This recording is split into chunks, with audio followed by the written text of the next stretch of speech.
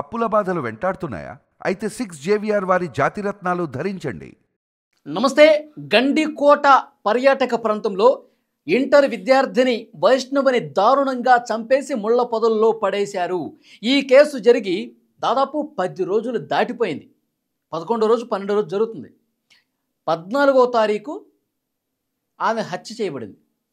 వైష్ణవి హత్య కేసుకు సంబంధించి పోలీసులు విచారణ చేస్తూనే ఉన్నారు. రోజులు గడిచిపోతున్నాయి కానీ ఎవరిని ఇంతవరకు పట్టుకోలేదు. కానీ పోలీసులు మాత్రం ఒక అనుమానాన్ని చాలా బలంగా నమ్ముతా ఉన్నారు. అదే జరిగి ఉంటుందని ఖచ్చితంగా చెప్తా ఉన్నారు. కానీ ఆధారాలు తీసుకోవటంలో, ఆధారాలు సంపాదించడంలో పోలీసులు వెనకబడ్డ పరిస్థితుంది. ఎందుకంటే ఆధారాలు దొరకకుండా అంత చాకచక్యంగా నిందితులు దారుణ హత్య చేశారని చెప్పి పరిస్థితులు చూస్తుంటే అర్థమవుతుంది. ఎందుకంటే పోలీసులకు చిక్కట్లా, ఆధారం దొరకట్లా. ఇప్పుడు అతని మీద అనుమానం ఉంది, ఒక వ్యక్తి మీద అనుమానం ఉందనుకుందాం. ఆ అనుమానం ఉంది కదా అని చెప్పి అతన్ని ఎంత ప్రశ్నించినా నాకేం సంబంధం అంటాడు.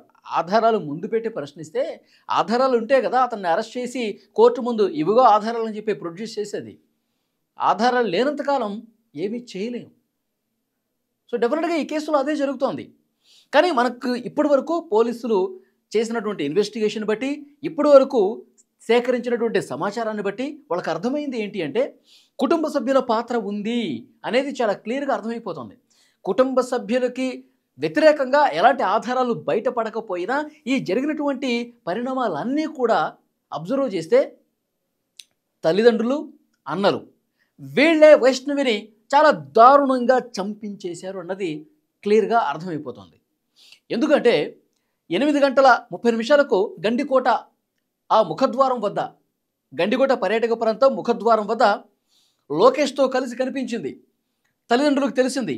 ఎందుకంటే వీళ్ళు తల్లిదండ్రులే చెప్తా ఉన్నారు. వీళ్ళ తల్లి చాలా స్పష్టంగా చెప్తా ఉంది, కాలేజీ నుంచి తండ్రికి మెసేజ్ వచ్చింది, మీ అమ్మాయి ఈరోజు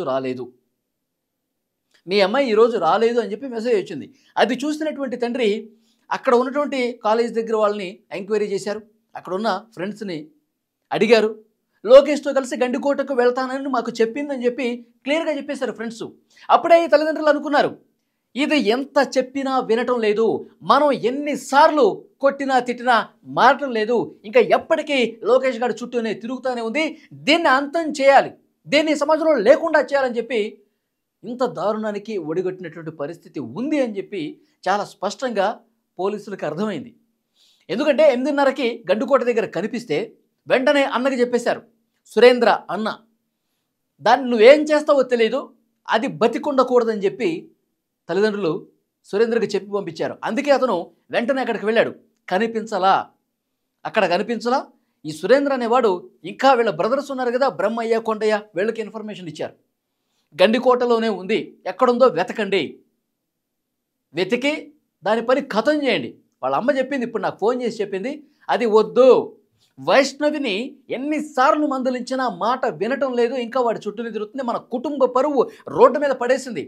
వాడు బజారు వెధవ లోకేష్ అనేవాడు, వాడు అసలు దుర్మార్గుడు. వాడు అలాంటి బజారు వెధవతో, చిల్లరగాడితో వాడు పెట్టే టార్చర్ పడలేకే మన ఫ్యామిలీ మొత్తం కూడా ప్రొద్దుటూరుకి షిఫ్ట్ అయిపోయాం. అయినా సరే ఇది ఇంకా వినకుండా వాడి చుట్టూనే తిరుగుతుంది. అలాంటిది మన పరువు తీసేది, మన కుటుంబానికి చెడ్డ పేరు తీసుకొచ్చేది మనకి ఎందుకు అని భావించి వాళ్ళ అమ్మ చాలా స్పష్టంగా సురేంద్ర, బ్రహ్మయ్య, కొండయ్య వీళ్ళకి చెప్పేసింది. కాబట్టే వీళ్ళు అక్కడికి వెళ్ళారు, గండికోట దగ్గరికి వెళ్ళారు. ఇప్పుడు ఫ్రెండ్స్ వచ్చి ఇక్కడ తల్లిదండ్రులు, ఫ్రెండ్స్, బ్రదర్ అడిగారు కదా ఫ్రెండ్స్ని, వాళ్ళు చెప్పారు గండికోటకు వెళ్ళిందని. మళ్ళీ ఈ ఫ్రెండ్సే వైష్ణవికి, లోకేష్కి చెప్పారు, ఇక్కడ మీ బ్రదర్ వచ్చి అడిగాడు, గండికోటకు వెళ్ళారు అని చెప్పేసి మేము చెప్పాము, వాళ్ళు అక్కడికి వస్తున్నారు అనుకుంటా, మరి మీ జాగ్రత్తలో మీరు ఉండండి అని చెప్పి వాళ్ళ సమాచారం ఇవ్వబట్టే లోకేష్ ఆమెను వదిలేసి వెళ్ళిపోయాడు. నువ్వు వెనకాల నుంచిరా, మళ్ళీ వాళ్ళు ఇక్కడికి వస్తే పెద్ద గొడవలు జరుగుతాయి, ఇక్కడ చంపేస్తారు వాళ్ళు, అంత దుర్మార్గులు, నేను వెళ్ళిపోతున్నాను, నువ్వు మెల్లగా వెనక నుంచిరా అని చెప్పి లోకేష్ ఒక్కడే బైక్ మీద వెళ్ళిపోయాడు. ఆ తర్వాత వచ్చినటువంటి ఈ బ్రహ్మయ్య, కొండయ్య ఆమెని రంగనాయక టెంపుల్ ఉంది, అటువైపు రమ్మన్నారు. ఆ టెంపుల్ దగ్గర గొడవ జరిగింది. గొడవ జరిగిన తర్వాత దారుణంగా అమ్మాయిని కొట్టి కడుపులో గుద్దారు. లివర్ పార్ట్ బాగా దెబ్బతింది. గొంతు పిసికి కడుపులో గుద్దేసరికి ఆమె స్పాట్లో చనిపోయింది. అయితే లోకేష్ వచ్చి వెళ్ళాడు కాబట్టి లోకేష్ మీద దీన్ని నెట్టేద్దాం, రేప్ చేసి పడేశాడు, చంపేశాడని చెప్పి క్రియేట్ చేద్దామని చెప్పి పై వస్త్రాలు మొత్తం తొలగించేసి ముళ్ళ పొదల్లో పడేశారు. మళ్ళీ ఏమీ తెలియనట్టు పోలీసులకి కంప్లైంట్ ఇవ్వడం, వైష్ణవి కనిపించట్లేదని పోలీసులతో పాటు వెనకాల తిరగటం, తర్వాత ఈ కొండయ్య నేతనికి బ్రహ్మయ్య నేతనికి వైష్ణవి ఇక పలానా ప్లేస్లో పడిపోయింది, వివస్త్రం చేసి పడేశాడు, ఆ లోకేష్ గడే చంపేసి ఉంటాడు అని చెప్పి పోలీసులుగా ఆ మృతదేహాన్ని చూపించడం. సో ఇది మొత్తం ఒక పక్కా ప్లాన్ ప్రకారం జరిగింది. ఈ బ్రహ్మయ్య కొండయ్య అనేవాళ్ళు సీసీ కెమెరాలకి కూడా దొరకకుండా వెనక వైపు నుంచి వచ్చి ఆమెని ఆ రంగనాయక స్వామి టెంపుల్ పరిసర ప్రాంతాల్లో ఉన్నప్పుడు ఆ వైష్ణవిని చాలా దారుణంగా, ఎందుకంటే అక్కడ ఎవ్వరు చూడలేదు, నిర్మానుష్య ప్రదేశంగా ఉంది, అప్పుడు ఆ గండికోటకు వచ్చింది కూడా చాలా తక్కువ మంది వచ్చారంట, అటు మూలకి తీసుకెళ్ళి చాలా దారుణంగా కొట్టి చంపి పొదల్లో పడేశారు. అయితే ఆధారం లభ్యం కాలేదండి. చంపేటప్పుడు మరి వాళ్ళు ఎంత చాకచక్యంగా తెలివి ఉపయోగించారేమో తెలియదు, కానీ పోలీసులు ఇప్పటి వరకు కూడా ఎలాంటి క్లూ కూడా లభించలా. పోలీసులు ఎంత వెతికినా ఆధారాలు దొరకట్లా. ఈ కేసులో ఏమీ చేయలేకపోతున్నాం. ఇప్పుడు కుటుంబ సభ్యుల మీద మాకు అనుమానం ఉంది, వీళ్ళ బ్రదర్స్ మీద మాకు అనుమానం ఉంది, కానీ ఆధారాలు కావాలి కదా, అవి వెతుకుతూ ఉన్నాం. ఏదో ఒక చిన్న క్లూ ఎక్కడో చోట దొరుకుతుందని చెప్పి జల్లెడ పడతా ఉన్నారు, కానీ ఏది దొరకలా. తల్లి చెప్పింది దాన్ని చంపేసేయండి అని, బ్రదర్సు అన్నంత పని చేశారు, ఏదో జరిగింది.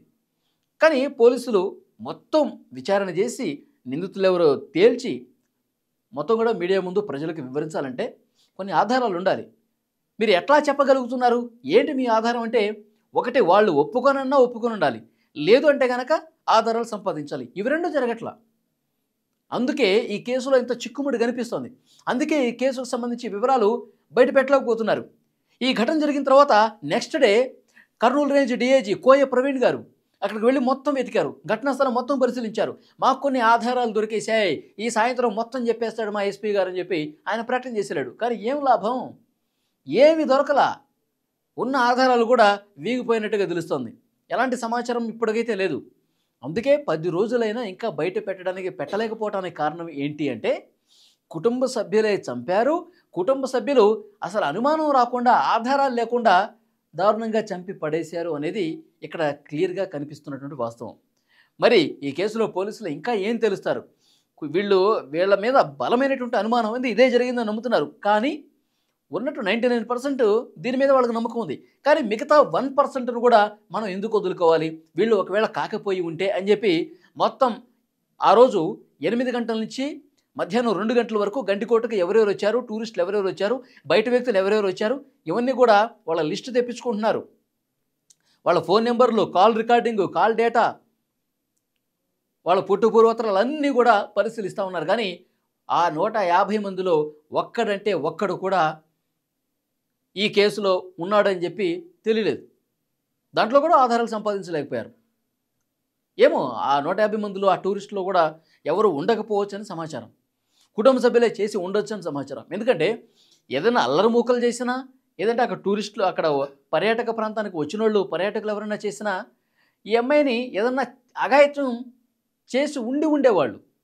ఎందుకంటే అమ్మాయి ఒంటరిగా కనిపించిందంటే ఎవడైనా అత్యాచారం చేసి చంపుతాడు కదా, ఇలాంటి అనుమానం కూడా వ్యక్తం చేశారు. కానీ పోలీసుల ముందే చెప్పారు, అత్యాచారం అనేది జరగలేదు, ఆ అమ్మాయి మీద ఎలాంటి లైంగిక దాడి జరగలేదు, కేవలం కొట్టి చంపేశారని చెప్పి చాలా స్పష్టంగా 100కు 100% ఇదే జరిగిందని చెప్పారు.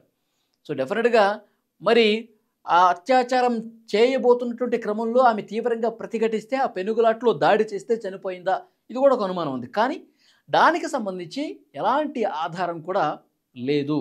కాబట్టే డెఫినెట్గా పర్యాటకులు కాకపోయి ఉండొచ్చు, అల్లరిముఖులు కూడా కాకపోయి ఉండొచ్చు, కేవలం కుటుంబ సభ్యులే. ఇది చాలా పక్కాగా క్లియర్గా పోలీసులు నమ్ముతున్నటువంటి విషయం.